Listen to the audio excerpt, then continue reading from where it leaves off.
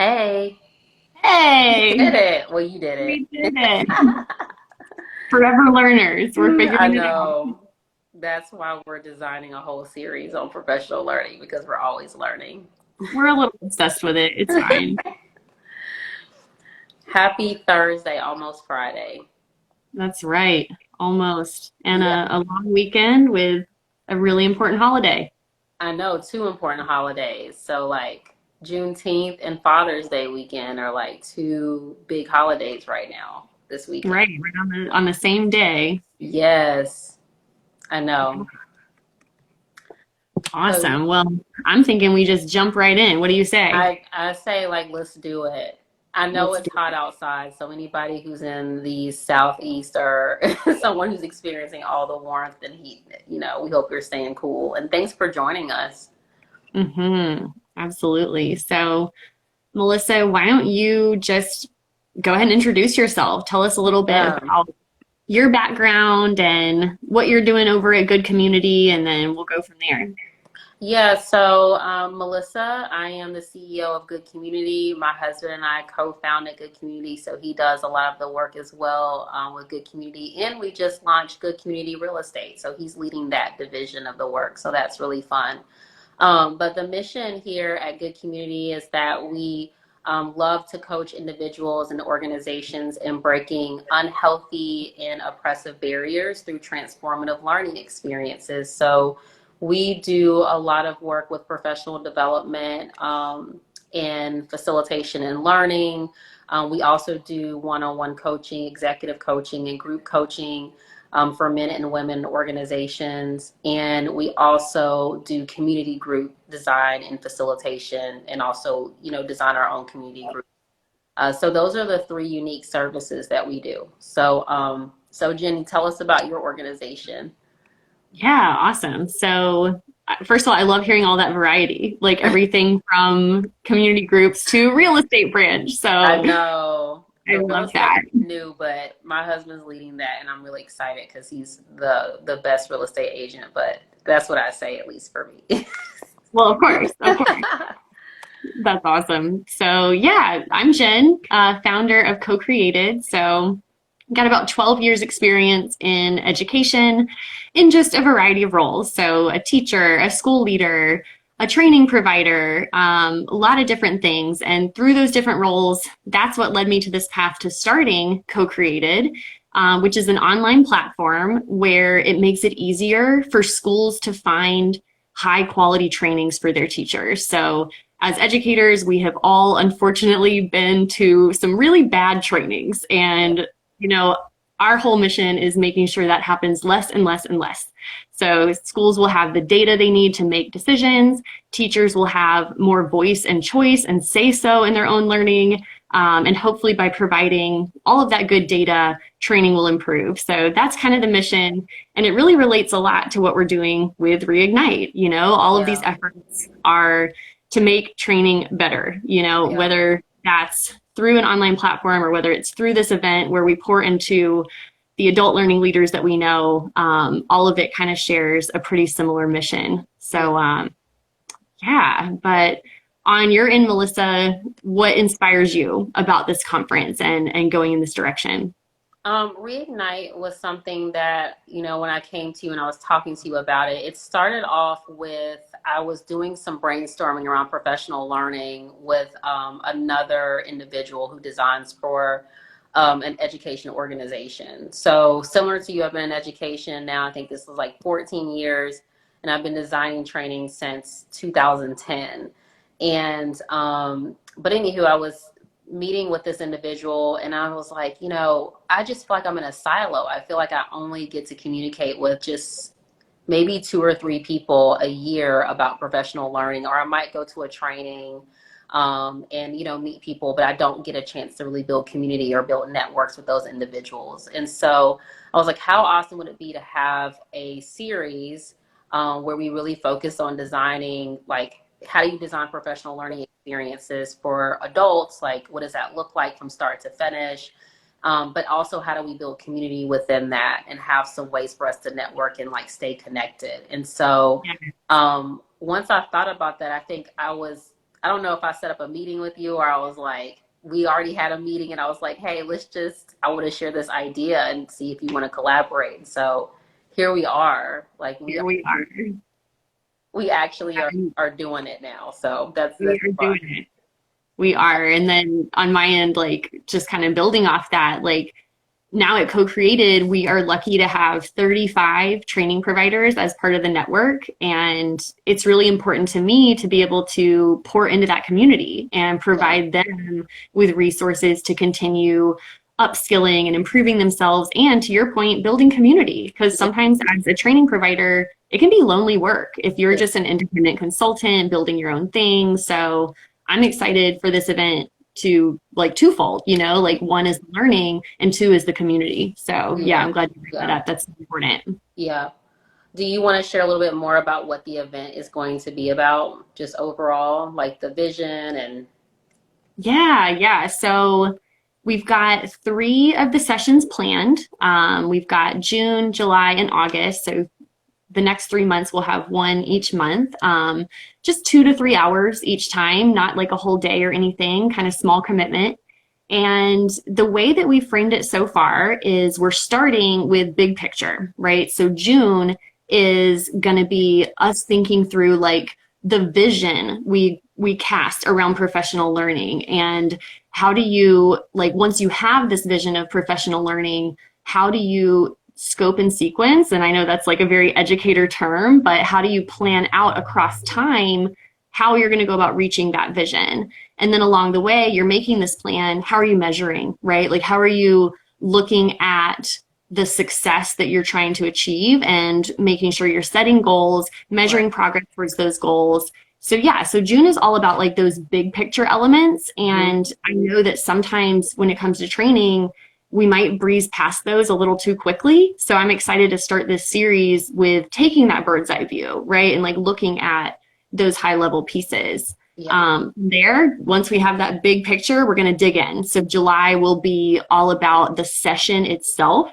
So professional learning can look a whole bunch of different ways, yeah, but one of the ways is when you're leading a workshop or some kind of in-person or virtual session with learners. And we want to talk about what are the best practices for that? What are some techniques and some tools and some strategies to make sure that those experiences are both impactful and engaging. We don't want bored learners. We want excited learners. yeah, And then finally, the third part in August is around culture. So, how do you establish a safe space for learning? So, I know, Melissa, you and I have talked about like learning is actually inherently vulnerable, right? It's right, us saying, there's something I don't know, and I'm taking this step to find out. I'm taking this step to improve or to gain something that I might not already be an expert on. And so right. that's a vulnerable thing, and it requires culture setting, it requires container setting. And so we want to help people who do lead these spaces do it in a way that makes sure their learners are ready to engage and feel safe doing so. So that's kind of the arc of our June, July, and August series. Yeah, I'm excited about the arc because a lot of times as designers, we start off with like the session two, which is all about I'm going to design a session, and we completely miss the boat on like what do I want for like my audience to get from start to finish? Like what data do I Yes, want to collect, or what are the adult learning principles, or what's the identity of my audience? How am I going to set the culture? Like a lot of times we just start with I'm going to design a session and like see how it goes. And that's right. how I think a lot of us start. That's how I started designing sessions back in 2010. I was just like, Yeah, my boss would say, can you design a session around X? And I'm like, sure. And it was like a one session and that was it. And there was like no, hardly any follow through. So I'm excited that we're providing like a series of actually supporting individuals like with professional learning from start to finish. And just like totally. we're going to have more topics after that too, like that we're hoping to design. So I'm excited about that.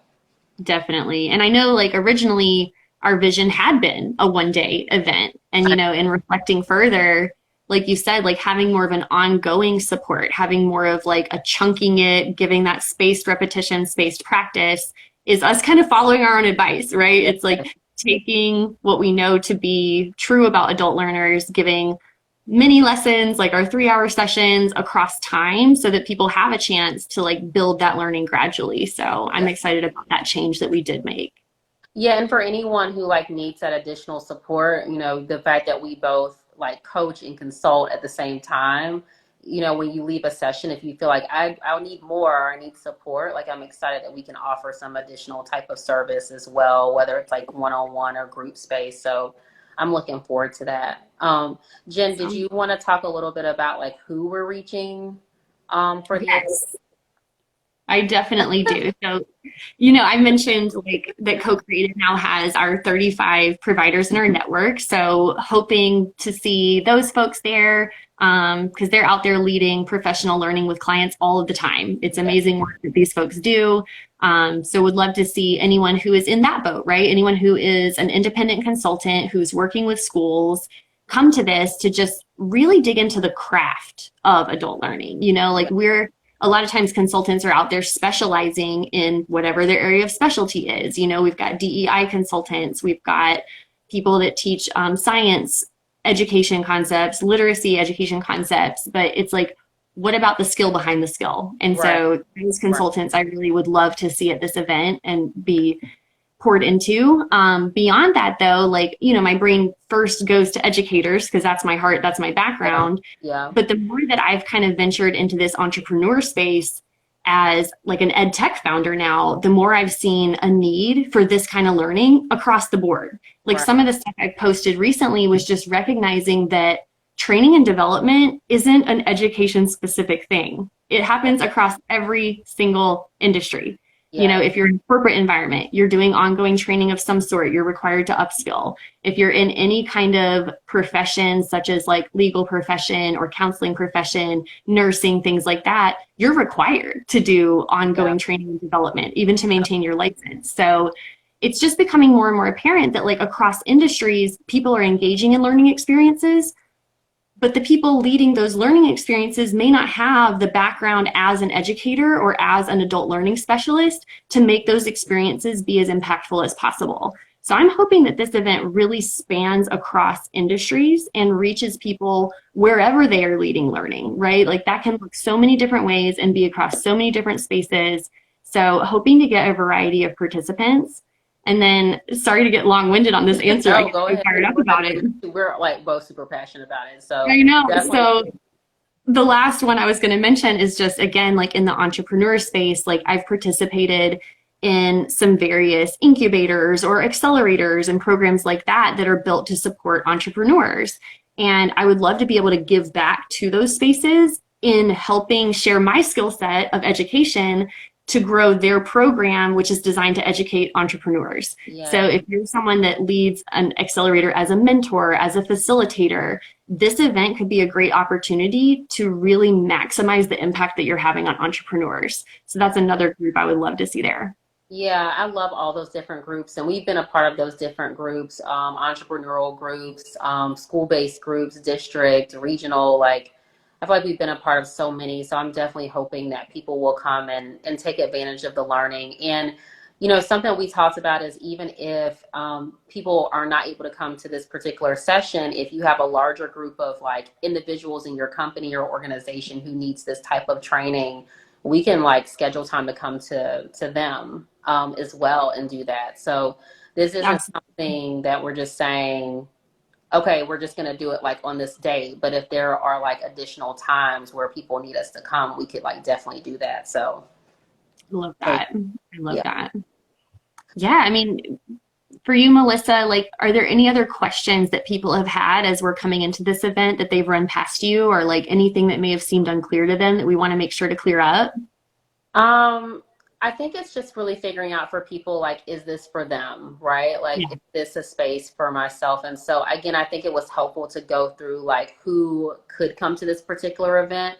But again, if you're someone who's designing spaces, that you're in charge of training, if you're supporting the growth and development of people on your staff or entrepreneurs or consultants, you're supporting, organizations, this is a great space to come to because we all need a space to learn and grow, but we also need a space to network. And that's what I love about our sessions as well, is there's always going to be a networking segment at the ends of each of the sessions so that people can really build community with one another, because there's just so many connections and so many ways that we can collaborate across this network. Just like us, like we met each other through like a Teach for America event, and like we've been like connecting ever since. And so I think it's just really powerful when we can like all collaborate together in some way and work together. So That's right. yeah, That's right. yeah. Yeah, I like to call myself honorary TFA. I've met so many awesome people through that organization and just keep finding myself crossing that path more and more.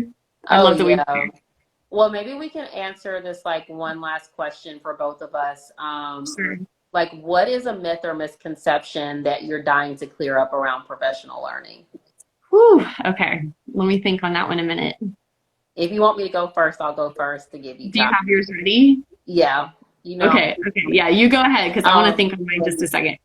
I would say with professional learning, and I share with you that I've said this to someone before. Professional learning is not the silver bullet to developing individuals in an organization, or whichever program you're a part of. So I think one thing that we'll continue to dig into during our sessions is that professional learning is just one aspect of developing individuals, but coaching and other forms are just as critical. So that's just something I want to clear up. I mean, you can go to a professional learning session one time each month, but at the end of the day, it's the follow up and the follow through that has to happen to like ensure that you're actually mastering like the knowledge, the skill, the mindset, and the dispositions that come along with that. So that's one myth, because I think a lot of times we put a lot of pressure on like ourselves as adult designers that we have to get it right, but there's a lot of follow up and follow through that has to come after those sessions. So that's just Got what it. I want to clear up, because it's important to name that there's like other aspects to coaching and development. Sure, sure. And then even like hearing you use that term professional learning, that can mean so Yeah. many things to so many people, right? Like for me, when I Yes. say professional learning, it's like this umbrella, and underneath that umbrella, there are workshops, there are boot camps, there are Right. synchronous and asynchronous courses, coaching, one-on-one, like so many Yes. different options. Yes. And so I would love to use this event as an opportunity to kind of like explore those different modalities and see, what's the right fit for the right scenario, and how can we lead different learning experiences that aren't just the same all the time too, Yes. I mean, so it's that was a good one. I think COVID really changed like how we think about professional learning as well. Like now there's such a huge push for hybrid learning, or not just synchronous but asynchronous, and module design and creation. And so there's just so many different forms now of how individuals can learn, Yeah, and everyone has such a different style or multiple styles that we can like that we can lean into. So right. super And excited. that actually that reminded me what mine is, my myth that I want to clear up. Mine is that professional development sucks. That's the myth I want to clear up. That's a good Like I one. get We so have to talk about it then. we have to talk about it. Like I talked to so many educators through this process of building co-created. And so often when I ask people what they think of when they think of PD or professional development, professional learning, it's like, ugh, it sucks. Yeah. And I think the reason for that is so often people are having learning experiences that maybe aren't matched to their learning style or needs, that Yeah. aren't related to the goals that they have for their own selves and their own careers. There's just so many different reasons, or what you just said about like all these different kinds of learning experiences. We want variety. Like Yeah. that's just variety is the spice of life, as they say. Yeah. So yeah, like the myth I want to clear up, and that I hope that this event continues to break down, is that professional development is boring or is useless or is pointless or is a waste of time. Like it doesn't have to be. It's true that it has been before, but Yeah. it doesn't have to be. So the more that we can invest in people growing as professional development Right. leaders, the less those experiences are going to be. Yeah. So that would be fine. I think another one I would want to name is that I don't need to collect like data or any type of like surveys or anything like throughout or during my professional Mhm. learning. So not Okay. a pulse check of people and their experiences, right? Like sometimes when we do professional learning, we just go on and on and on throughout a session, and we don't really assess whether or not is this working? Like, are people really reading are facilitators really reading the room to know whether or not it's resonating with the audience? I think Yes. we design so much professional learning that we forget to really assess at the end, did this work? Did this not work? A simple, what were the pros, cons? Like, what's your mood leaving out of the space? Like, here's the Hmm. survey. So I think that's a misconception, is that we just design to design, but we don't ever like take in our participant feedback. So we know like what we can do differently as designers after that. So that's just, Such an aspect. yeah.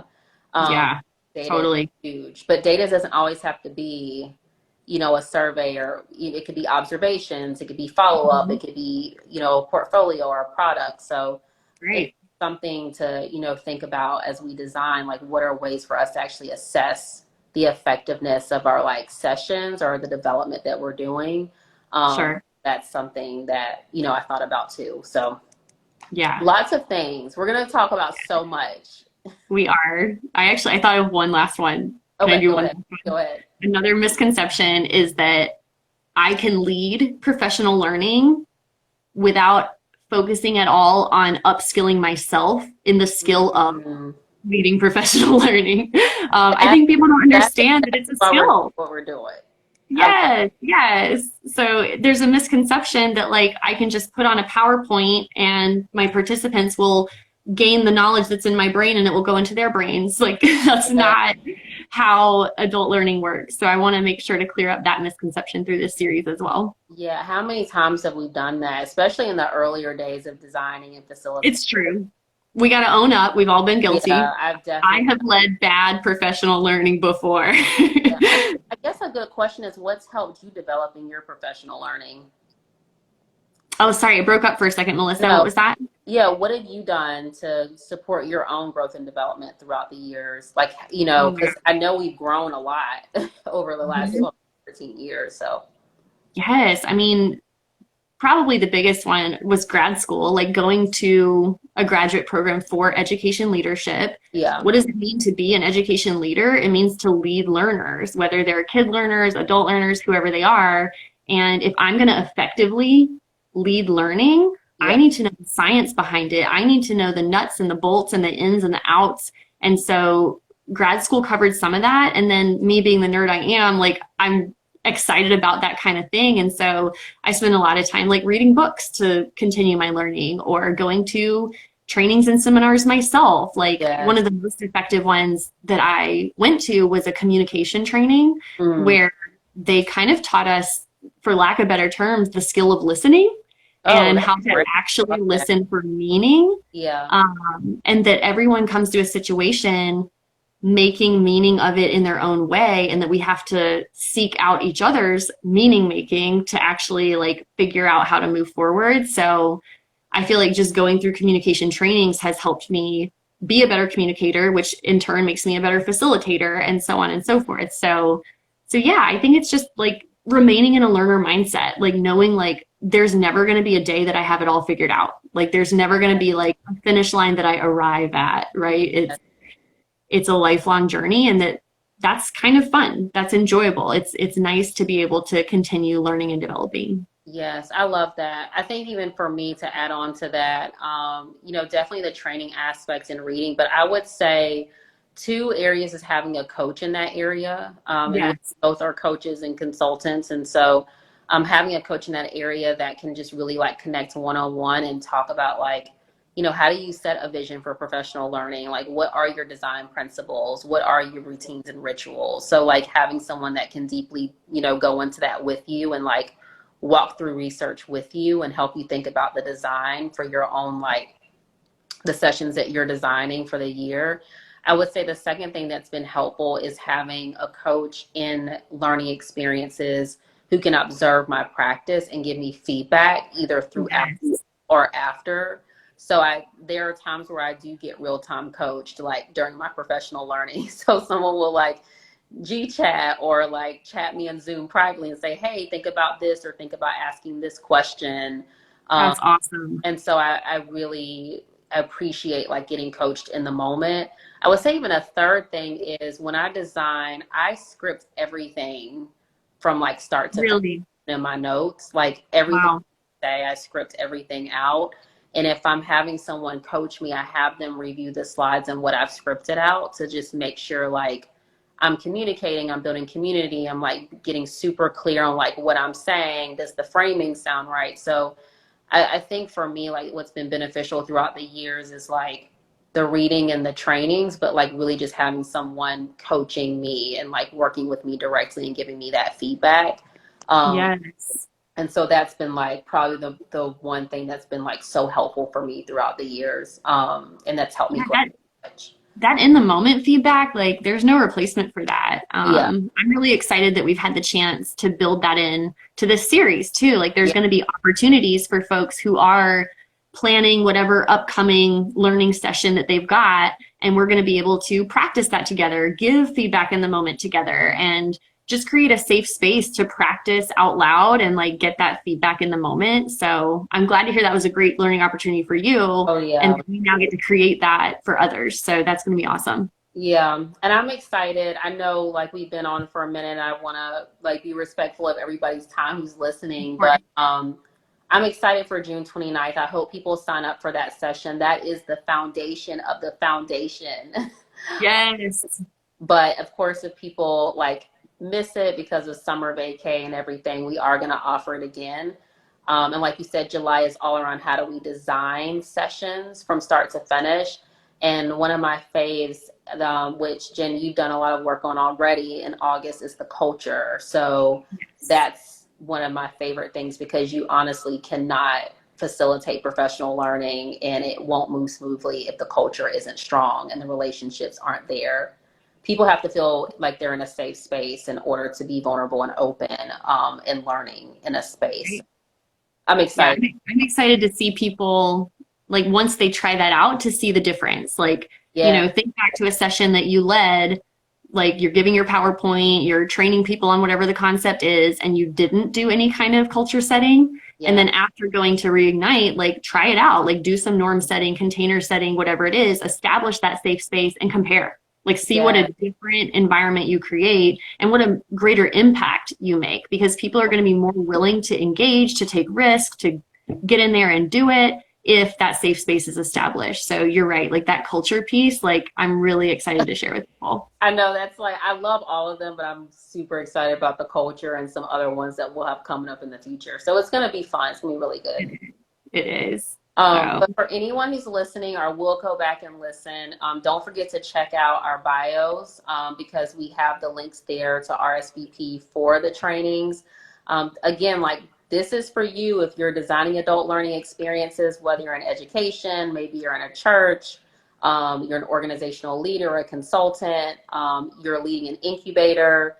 I mean, this is for you. So don't just pass it along, but really look at the experience and really assess like, where am I in my professional learning and like design and facilitation? What does that mean to me? Like Jen shared and register and sign up. I guarantee you will not be disappointed. So that's right. Like yeah, take that really hard look in the mirror to say like the people that I'm committed to helping grow, are they growing? How do yeah, I even know? yeah, Like do that reflection and then whatever answer you come up with, just be honest with yourself. And if Reignite is a chance for you to improve that impact, like please come. It's going to yeah. be a great experience. Yeah. And that's why it's called Reignite. So it can help you like, get excited. I know professional learning can feel like you're in a silo. It can feel like it's mundane sometimes and it's just repetitive, but like this is the time to like really reignite and like get that fire burning because we all have a passion to help and grow others. So I'm excited about that. Me too. Now, Melissa, you said June 29th. June That's the 29th. That is Wednesday, June 29th. That will be our first session, our foundational session. And then we have our July, I believe it's July the 13th. And then we have our August training as well. So when you go to our bio, you'll see our Evite for that, and then you can sign up and register. And don't forget, I mean, many of us work in organizations, so also leverage your professional development dollars too to like great. for that experience. So ask your company to do that if that's an important like metric or important thing that's going to be something that you're evaluated on or something that's really important that you're collecting data on throughout the year or it's just something that you need for yourself. to feel confident in designing and facilitating in front of others. So, yeah, so definitely leverage organizational professional development funds. That's a great idea. Yeah, Organizations have the budget. Use they that budget. do. Just advocate. You have to That's advocate right. for yourself. Awesome. Awesome. Well, thank you so much, Melissa. Thank you, No, thank anybody who you. has tuned in and who has listened to this. We are really excited and hope to see you at the event. If there's any questions you have, feel free to reach out directly. And even when it comes to the financial piece, like, don't let cost be a barrier. Reach out to us and we can talk about financial need as well. Like Melissa said, your organization might have budget. We can work it out, but we want you to come learn. So hope Yes. to see you there. Thank you Yeah. so much. Is there anything else on your end, Melissa? No, thank you so much, everyone who's listening now and who will listen. And reach out with questions, and we're here to help. And we can't wait to see you. Awesome. All right, y'all. See you. Thanks so much. Bye, y'all. Bye.